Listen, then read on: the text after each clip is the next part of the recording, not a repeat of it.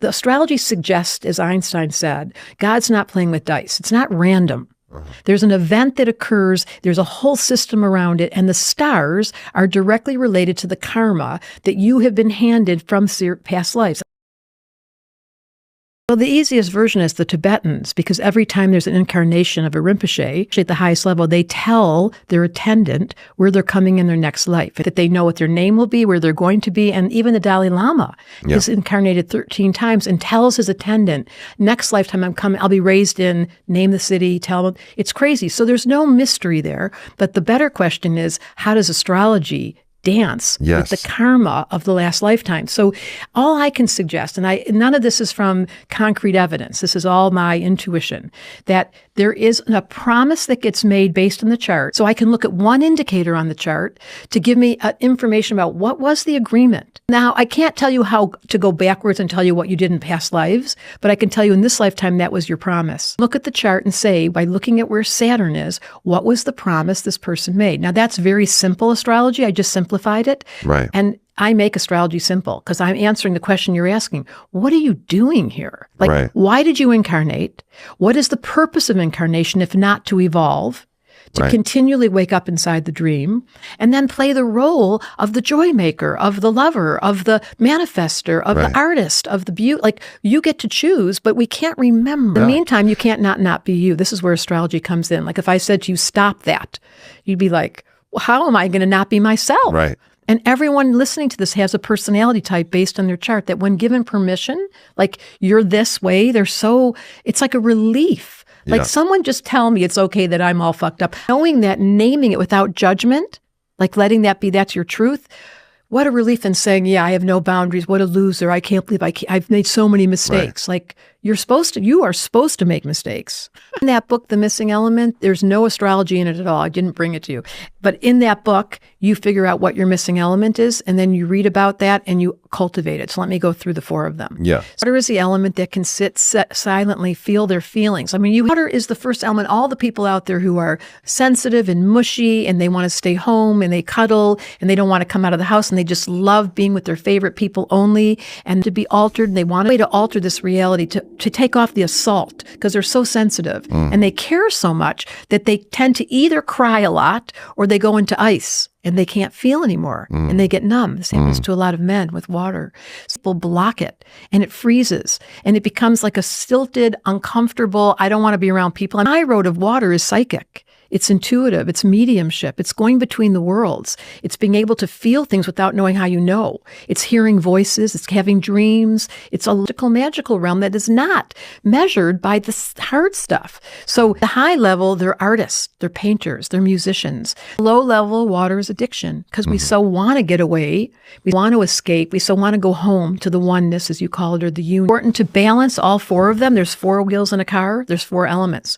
One element goes down, the whole system goes off. So go to air, communicating in relationships and people, and so interesting, and who are we in love with, and who aren't we, and decisions, and I'm so confused, and I want to write it down. I'm going to call my friend. I changed my mind. I should call my friend. No, I can't remember what I said. I need therapy. I'm so confused. Did I write it down? Did I leave my keys somewhere? I can't remember. It's the unbelievable airheads in the world at their worst who spin around, and they're so interesting, and I'm not going to talk a lot, and they use their hands, and they have creative ideas, and they've got many, many options, and they change their mind. They have a new idea. At their worst, they have too much intellectual appetite, which makes the mind spinny, and they can get very confused. And they say yes to everyone to be nice. So they become the nice man, and they become the one that's so socially graceful and so generous and so kind because they're seeking approval. That's the level where the psychology. At the truth of air is very decisive. Right use of air is the choice factor from a mind who is truth and that has the ability to be authentic. So they're speaking right out of their gut and out of their truth. And then those people, we love to hear their stories and we love to hear their poems and we love to hear their words because they're just like soothing balm. When words are poetry and we're kind to each other and we really use the air relationship to be the doorway to actually get closer and to bump and then get closer, that's the high road of air. The low road is, I don't want to do a relationship. I'm sick of dating. People are so stupid. All those low-level air people that they just get really dippy and they're superficial and they're not real and you feel like they're faking it and they're all dressed up and they look so cute. but they're not real. That's the discrepancy. Is come to earth. This is the element of practicality, of money, of ground, of insurance, of spreadsheets, of Excel spreadsheets, dealing with all the details, the cleaning.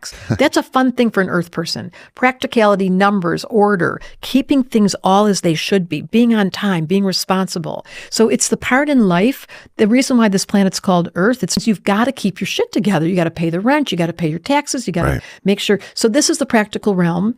And for some people, they do it in their sleep. I mean, some people, that's a nightmare. Like someone else clean this shit up. I don't want to brush my teeth. I don't want to I don't want to clean all this. So it's two different variations, up and down, high road, low road, and use the realm where people either love their work, they can't wait to get up in the morning and they're making money and they're sharing it, or I don't want to go to work. I don't want to do the dishes. They complain. Earth people at their worst complain a lot because they feel responsible. They're the designated driver. And the high road is they love service and they get results and they make all this money. And then they get to buy presents for people and they do all this sharing and they love to share their money. That's the high road. Yeah. So you can see the range of the elements. Right. Missing one of these elements, you grow it. So you came in, inherited a lot of earth from your own past lives. I did not. So I had to learn, and it wasn't fun. Like, ew, who wants to do, I would sit in these P&L, I have this business, and they'd have P&L meetings, and I'd be like, what? And then I had me years to get good at it, and I made a practice of it, because my missing element was earth, and that's what you find out in the book. So art of this game, the 4 elements, once again, 4 wheels in a car, the one that's missing, fill it up. Brings us to fire. Fire is the element where we get super blunt and we say shit and we're honest and we're like, okay, I need help.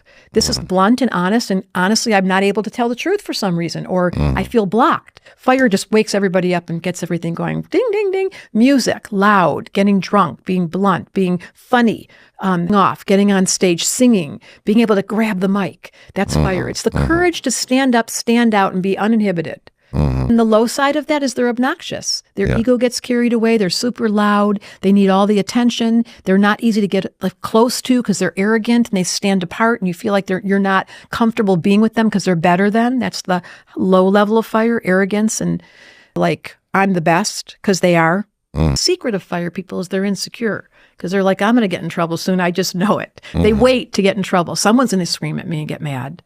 That's the low level. And when the wisdom of the fire gets cultivated, which is what blunt and they're honest, so little example in our eldership of how to use fire, how to get angry, how to be direct, how to say I'm sorry, how to say I was wrong.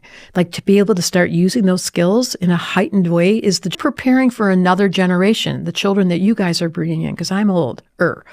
The next generation behind us, they're waiting and looking at their parents going, are you guys going to get this right? Because so far, we're not doing great. Right. Based on the collective. That's not the ability to alter the point of view of how do you tell the truth and say, yeah, you're right. I'm wrong and I'm sorry and I need your help and please help me. Those are things that fire people in old stories couldn't say. So there's not a lot of examples. But one of my promises this lifetime was, I want to get fire right.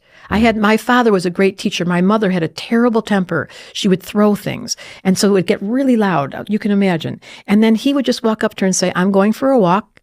I'll be right back. And he'd leave the house. And then she would calm down. And I thought, well, that's the wisest response. When there's a fight, when the war is about to occur, drop your arms, back it up. Take a breath. But that takes a lot of courage or wisdom to know how to activate your fire to calm down when someone's right in your face. Yeah. What astrology is for essentially is to help you fall in love with you so you can get on with the movie. Because you can't get rid of you. It doesn't go away. Soul follows you around across all time.